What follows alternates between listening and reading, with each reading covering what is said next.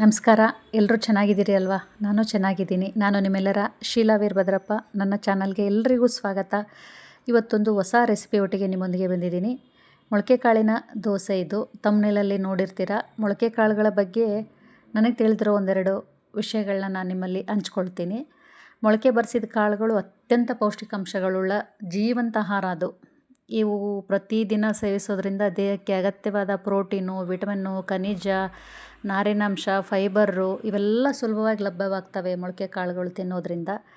ಮತ್ತು ತೂಕ ಇಳಿಸ್ಕೊಳೋಕ್ಕೆ ಅಂತ ಪ್ರಯತ್ನ ಪಡ್ತಾ ಇರೋರು, ಡಯಟ್ ಫಾಲೋಅಪ್ ಮಾಡ್ತಾ ಇರೋರು ಮೊಳಕೆ ಕಾಳನ್ನ ಕಡಿಮೆ ಕ್ಯಾಲೋರಿ ಇರುತ್ತೆ, ಮೊಳಕೆ ಕಾಳಲ್ಲಿ ಹೆಚ್ಚು ಪ್ರೋಟೀನ್ ಇರುತ್ತೆ, ಹಾಗಾಗಿ ಹೊಟ್ಟೆ ತುಂಬಿದೆ ಬಿಡಪ್ಪ ಇದು ಅನ್ನೋ ಭಾವನೆನ ನೀಡಿ ತೂಕನ ನಿಯಂತ್ರಿಸೋದಕ್ಕೆ ತುಂಬ ಸಹಾಯ ಮಾಡುತ್ತೆ. ಹಾಗೆ ರೋಗ ನಿರೋಧಕ ಶಕ್ತಿನೂ ಅಚೀವ್ ಮಾಡುತ್ತೆ ಮತ್ತು ಹೃದಯಕ್ಕೆ ಸಂಬಂಧಪಟ್ಟಿರೋ ಆರೋಗ್ಯನೂ ಕೂಡ ಕಾಪಾಡುತ್ತೆ. ಇಷ್ಟೊಂದು ಇದೆ ಈ ಮೊಳಕೆ ಕಾಳುಗಳಲ್ಲಿ. ಹಾಗಾಗಿ ಎಲ್ಲರೂ ದಯವಿಟ್ಟು ಮೊಳಕೆ ಕಾಳನ್ನ ದಿನಂಪ್ರತಿ ತಿನ್ನಿ. ಬರೀ ತಿನ್ನೋಕ್ಕಾಗದೇ ಇದ್ದರೆ ಈ ರೀತಿ ದೋಸೆ, ಪಡ್ಡು ಮಾಡ್ಕೊಂಡು ತಿನ್ನಿ. ನಾನು ಯಾವ ರೀತಿ ಮಾಡಿದೆ ಅಂತ ನಿಮಗೆ ತೋರಿಸ್ತಾ ಹೋಗ್ತೀನಿ. ಮೊಳಕೆ ಕಾಳಿಗೆ ಒಂದು ಚಟ್ನಿ ಬೇಕಲ್ವಾ? ಆ ಚಟ್ನಿ ಹೇಗೆ ಮಾಡಿದೆ ಅಂದರೆ, ಸ್ವಲ್ಪ ಶೇಂಗಾ ಬೀಜನೂ ಹುರಿದಿಟ್ಕೊಂಡೆ, ಜೊತೆಗೆ ಕರಿಬೇವನ್ನೂ ಹುರ್ಕೊಂಡೆ. ಶೇಂಗಾ ಬೀಜದ ಜೊತೆಗೆ ಕರಿಬೇವು ಹುರ್ಕೊಳ್ಳಿ, ತುಂಬ ರುಚಿಯಾಗುತ್ತೆ. ಹಾಗೆ ಸ್ವಲ್ಪ ಕೊಬ್ಬರಿ ಪೀಸ್ಗಳು ಅಂದರೆ ಕೊಬ್ಬರಿ ತುಂಡು ಸ್ವಲ್ಪನೇ ಹಾಕಿದ್ದೀನಿ. ನಂತರ ಈರುಳ್ಳಿ ಮತ್ತು ಹಸಿಮೆಣ್ಸಿನ್ಕಾಯಿನೂ ಹುರ್ಕೊಂಡು ಈ ಮಿಕ್ಸಿ ಜಾರ್ ಒಳಗೆ ಸೇರಿಸಿದ್ದೀನಿ. ಈಗ ರುಚಿಗೆ ತಕ್ಕಷ್ಟು ಉಪ್ಪು ಸೇರಿಸ್ತಾ ಇದ್ದೀನಿ, ಒಂದು ಸ್ವಲ್ಪ ಬೆಲ್ಲ ಹಾಕ್ತಾಯಿದ್ದೀನಿ, ಹಾಗೆ ಸ್ವಲ್ಪ ಜೀರಿಗೆನೂ ಹಾಕ್ತಾಯಿದ್ದೀನಿ, ಬೆಳ್ಳುಳ್ಳಿನೂ ಕೊತ್ತಂಬರಿನೂ ಸೇರಿಸ್ತಾ ಇದ್ದೀನಿ. ಈ ಚಟ್ನಿ ಈ ಮೊಳಕೆ ಕಾಳಿನ ದೋಸೆಗೆ ಬಹಳ ರುಚಿಯಾಗುತ್ತೆ. ಸ್ವಲ್ಪ ನೀರು ಹಾಕಿಬಿಟ್ಟು ಇದನ್ನು ನೈಸಾಗಿ ರುಬ್ಕೊಂಬಿಟ್ರೆ ನಿಮಗೆ ಇಲ್ಲಿ ಒಂದು ಕೊಬ್ಬರಿ ಮತ್ತು ಶೇಂಗಾ ಮಿಕ್ಸ್ ಮಾಡಿರ್ತಕ್ಕಂತಹ ಚಟ್ನಿ ಸುಲಭವಾಗಿ ಮಾಡೋದಕ್ಕೆ ಸಿಗುತ್ತೆ.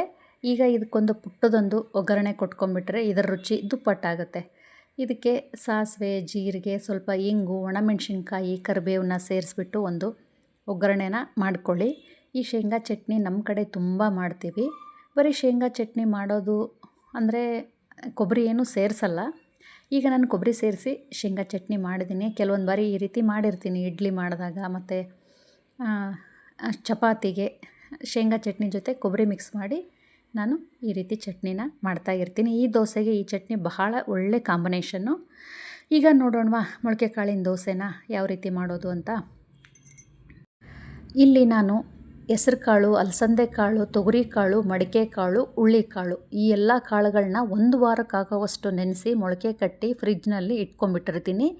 ದಿನಾಲೂ ಬೆಳಗ್ಗೆ ಒಂದು ಸ್ವಲ್ಪ ತಿಂತೀನಿ ಕೂಡ, ಮಕ್ಕಳಿಗೆ ಕೊಡ್ತಾ ಇರ್ತೀನಿ. ಈಗ ನಾನು ಬ್ರೇಕ್ಫಾಸ್ಟಿಗೆ ಇದರಿಂದ ದೋಸೆನ ಪ್ರಿಪೇರ್ ಮಾಡ್ತಾಯಿದ್ದೀನಿ. ಈ ಅಳತೆಯ ಒಂದು ಬಟ್ಟಲು ಕಾಳುಗಳನ್ನ ನಾನು ಈಗ ಮಿಕ್ಸಿ ಜಾರ್ಗೆ ಸೇರಿಸ್ತಾ ಇದ್ದೀನಿ. ಅದೇ ಬಟ್ಟಲು ಒಂದು ಅಳತೆಯಲ್ಲಿ ನಾನೀಗ ಗೋಧಿ ಹಿಟ್ಟನ್ನ ಈ ಮಿಕ್ಸಿ ಜಾರಲ್ಲಿ ಸೇರಿಸ್ತಾ ಇದ್ದೀನಿ. ಈ ಕಾಳುಗಳ ಜೊತೆಗೆ ಈ ಒಂದು ಬಟ್ಟಲು ಗೋಧಿ ಹಿಟ್ಟನ್ನು ಇದ್ರ ಜೊತೆಗೆ ಸೇರಿಸ್ತಾ ಇದ್ದೀನಿ. ಈಗ ನಂತರ ಅದೇ ಬಟ್ಟಲ ಅಳತೆಯಲ್ಲಿ ನಾನೀಗ ಅಕ್ಕಿ ಹಿಟ್ಟನ್ನ ಕೂಡ ಸೇರಿಸ್ತಾ ಇದ್ದೀನಿ. ಒಂದು ಬಟ್ಟಲು ಗೋಧಿ ಹಿಟ್ಟು, ಒಂದು ಬಟ್ಟಲು ಅಕ್ಕಿ ಹಿಟ್ಟು, ಒಂದು ಬಟ್ಟಲು ಮೊಳಕೆ ಕಾಳು. ಈ ಎಲ್ಲ ಪ್ರಮಾಣನೂ ಈ ಮಿಕ್ಸಿ ಜಾರಿಗೆ ಸೇರಿಸ್ಬಿಟ್ಟು ಈಗ ಇದನ್ನು ದೋಸೆ ಹಿಟ್ಟಿನ ಅದಕ್ಕೆ ರುಬ್ಕೋಬೇಕು. ಈಗ ಒಂದು ವಿಡಿಯೋ ಇದರಲ್ಲಿ ಸ್ಕಿಪ್ ಆಗಿದೆ. ಇದರ ಜೊತೆ ಹಸಿಮೆಣ್ಸಿನ್ಕಾಯಿ ಮತ್ತು ಶುಂಠಿನೂ ಸೇರಿಸಿ ಮಿಕ್ಸಿ ಮಾಡಿಟ್ಕೊಂಡಿದ್ದೀನಿ ನಾನು. ಈ ಕಾಳುಗಳನ್ನ ಮಿಕ್ಸಿ ಮಾಡುವಾಗ ನಾನು ಹಸಿಮೆಣ್ಸಿನ್ಕಾಯಿ ಮತ್ತು ಶುಂಠಿ ಕೂಡ ಸೇರಿಸಿ ಮಿಕ್ಸಿ ಮಾಡಿದ್ದೀನಿ. ದೋಸೆ ಹಿಟ್ಟಿನ ಅದಕ್ಕೆ ಇದನ್ನು ರುಬ್ಕೋಬೇಕು. ನೀವು ತೀರಾ ಗಟ್ಟಿಯಾಗಿ ಅಥವಾ ತೀರಾ ನೀರಾಗಿ ರುಬ್ಕೋಬೇಡಿ. ಈಗ ಇದನ್ನು ಮಾಡಿಟ್ಟ ತಕ್ಷಣವೇ ದೋಸೆ ಮಾಡ್ಕೋಬೇಕು. ಹಾಗಾಗಿ ಮುಂಚಿತವಾಗಿ ನೀವು ಇದನ್ನು ಚಟ್ನಿನ ಮಾಡಿಟ್ಕೊಂಬಿಡಿ. ಈಗ ನಾನು ಇದಕ್ಕೆ ಒಂದು ಬಟ್ಲು ಈರುಳ್ಳಿ, ಸಣ್ಣದಾಗಿ ಕಟ್ ಮಾಡಿಟ್ಟಿರೋ ಈರುಳ್ಳಿ ಮತ್ತು ಒಂದು ಅರ್ಧ ಬಟ್ಟಲಿನಷ್ಟು ಕ್ಯಾರೆಟ್ ತುರಿನ ಸೇರಿಸ್ತಾ ಇದ್ದೀನಿ. ಈಗ ಹೆಲ್ತ್ ಎಲ್ಲ ದುಪ್ಪಟ್ಟಾಗುತ್ತೆ ಮತ್ತು ವೆಜಿಟೇಬಲ್ಸ್ ಎಲ್ಲ ಸೇರಿಸ್ತಾ ಇದ್ದೀವಲ್ಲ.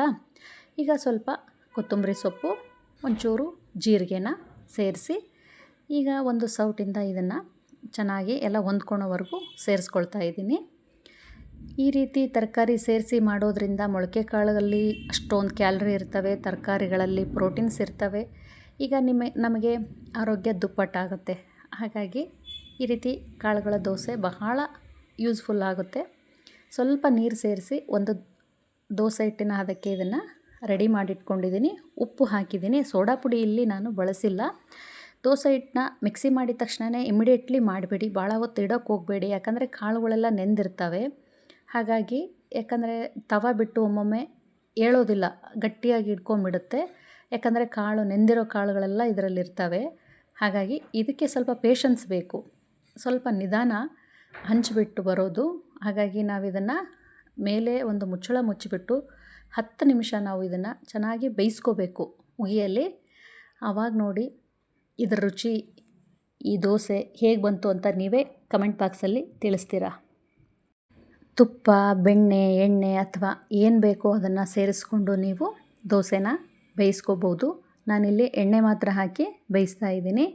ತುಪ್ಪ ಹಾಕಿ ಬೇಯಿಸ್ಕೊಳೋದ್ರಿಂದ ಇನ್ನೂ ಆರೋಗ್ಯ ಹೆಚ್ಚಾಗುತ್ತೆ, ರುಚಿನೂ ಹೆಚ್ಚಾಗುತ್ತೆ. ಮೇಲ್ಗಡೆನೂ ಸ್ವಲ್ಪ ಎಣ್ಣೆನ ಸ್ಪ್ರೆಡ್ ಮಾಡಿಬಿಟ್ಟು ಈಗ ದೋಸೆನ ತವಾದಿಂದ ತೆಗೆದುಬಿಟ್ರೆ ನೋಡಿ ಎಷ್ಟು ಚೆನ್ನಾಗಿ ದೋಸೆ ಬಂತು ಅಂತ. ಹೀಗೊಮ್ಮೆ ನೀವು ಇದನ್ನು ಟ್ರೈ ಮಾಡಿ, ಹಾಗೆ ಹೇಗೆ ಬಂತು ಅಂತ ಕಮೆಂಟ್ ಬಾಕ್ಸಲ್ಲಿ ಕೂಡ ನನಗೆ ಹಾಕಿ ಅಂತ ಹೇಳ್ತೀನಿ. ಮತ್ತು ಹೊಸ್ದಾಗಿ ನೋಡ್ತಾ ಇರೋರು ಸಬ್ಸ್ಕ್ರೈಬ್ ಆಗಿ, ಮೊದಲಿಂದ ನೋಡ್ತಾ ಇರೋರು ಕೂಡ ವಿಡಿಯೋ ಪೂರ್ತಿ ನೋಡಿ ಸಪೋರ್ಟ್ ಮಾಡಿ ಅಂತ ಕೇಳ್ಕೊಳ್ತೀನಿ. ಇನ್ನೂ ಹೆಚ್ಚಿನ ವಿಡಿಯೋ ಮಾಡೋದಕ್ಕೆ ಪ್ರೋತ್ಸಾಹ ಮಾಡಿ ಅಂತ ಕೂಡ ಕೇಳ್ಕೊಳ್ತೀನಿ. ಈ ಹೊಸ ರೆಸಿಪಿ ನಮ್ಮ ಮನೆ ಮಂದಿ ಎಲ್ರಿಗೂ ಇಷ್ಟ ಆಗಿತ್ತು. ಒಂದೇ ರೀತಿಯ ಕಾಳುಗಳು ಪಲ್ಯ, ಕಾಳುಗಳ ಸಾರು ಮಾಡ್ಕೊಂಡು ತಿನ್ನೋದ್ರಿಂದ ಬೇಜಾರು ಅನಿಸುತ್ತೆ. ಈ ರೀತಿಯಾಗಿ ಒಮ್ಮೆ ದೋಸೆ, ಪಡ್ಡು ಮಾಡಿಕೊಂಡು ತಿಂದು ನೋಡಿ ಹೇಗೆ ಬಂತು ಅಂತ ನನಗೆ ತಿಳಿಸಿ. ಎಲ್ರಿಗೂ ಇಷ್ಟ ಆಗಿರುತ್ತೆ ಅಂತಲೂ ಭಾವಿಸ್ತೀನಿ. ಮತ್ತು ಇನ್ನೊಂದು ವಿಡಿಯೋದೊಂದಿಗೆ ನಿಮ್ಮೊಟ್ಟಿಗೆ ಸಿಗ್ತೀನಿ. ಅಲ್ಲಿವರೆಗೂ ನನ್ನ ಎಲ್ಲ ವಿಡಿಯೋಗಳು ನೋಡ್ತಾ ಇರಿ. ನಿಮಗೆ ಹೊಸ ರೆಸಿಪಿ ಬೇಕು ಅಂದರೆ ಕಮೆಂಟ್ ಮಾಡಿ ತಿಳಿಸಿ ಅಂತ ಕೂಡ ಹೇಳ್ತೀನಿ. ಈ ಚಟ್ನಿ ಒಟ್ಟಿಗೆ ಈ ದೋಸೆ ತುಂಬಾ ಕಾಂಬಿನೇಷನ್, ಬಹಳ ರುಚಿಯಾಗಿರುತ್ತೆ. ಈ ಚಟ್ನಿ ನಮ್ಮ ಕಡೆ ತುಂಬ ಚೆನ್ನಾಗಿ ಮಾಡ್ತೀವಿ ನಾವು. ಮುಂಚೆ ನಾವು ಚಿಕ್ಕವರಿದ್ದಾಗ ನಮ್ಮಮ್ಮ ಎಲ್ಲರೂ ಒರಳಲ್ಲಿ ರುಬ್ತಾ ಇದ್ದರು ಇದನ್ನು. ಈಗ ನಾವೆಲ್ಲ ಮಿಕ್ಸಿಲಿ ಮಾಡ್ತಾ ಇದ್ದೀವಿ. ಮತ್ತೆ ಸಿಗ್ತೀನಿ ಇನ್ನೊಂದು ವಿಡಿಯೋದೊಂದಿಗೆ. ಧನ್ಯವಾದ ಎಲ್ರಿಗೂ.